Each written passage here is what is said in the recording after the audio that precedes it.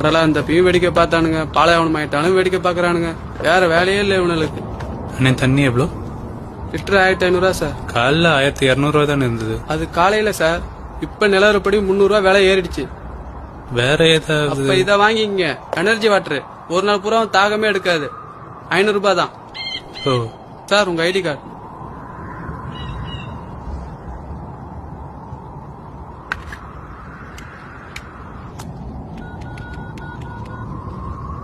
Sir நீங்க 1 litre தண்ணி வாங்கிட்டீங்க.